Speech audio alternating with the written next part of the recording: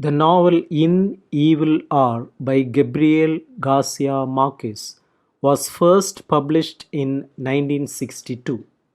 The story is set in a nameless Colombian village.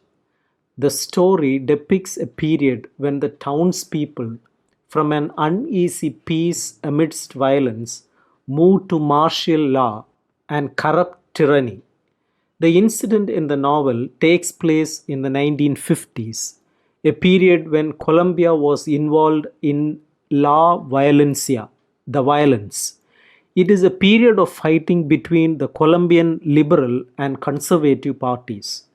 During this period, political enemies were executed summarily and violence spread all over the country. People were waiting for peace. There is a sense of calm in the small town where the story takes place, which goes along with its daily routine peacefully. The tropical climate brings intense heat and humidity, followed by heavy rain and flood. When the flood water recedes, we see animal carcasses around the town. In the holy water basin of the church, a dead mouse floats.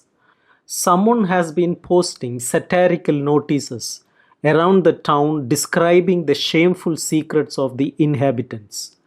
The people are scared of being exposed in the posters, which could destroy their public images.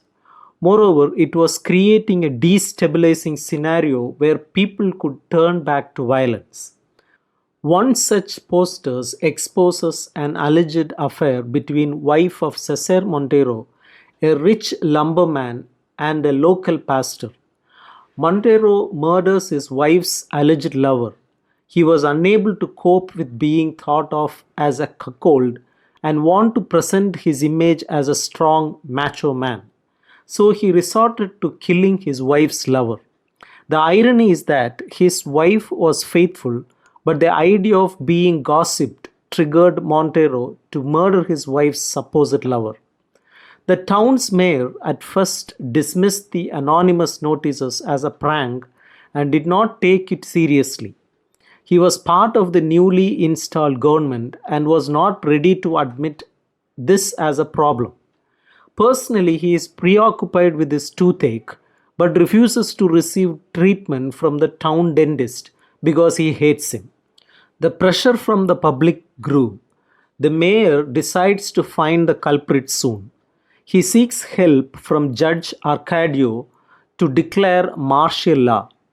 The mayor forms a team of 6 armed thugs, renamed them as soldiers as they work for politicians in power. After their elaborate search, they came empty. The mayor imposes curfew of 8 o'clock on every resident because the posters were going up at every night. The curfew fails to work. The residents of the town gather in the local barber shop to air their grievances, ignoring the sign at barber's window that discussion of politics prohibited. The townspeople grew restless. The mayor's thugs finally round up a suspect. The suspect pleads innocence. However, with the man in custody, the notice seemed to stop. When the suspect tries to escape, the thugs beat him to death as they are not answerable to anyone. After his death, the notices start once again.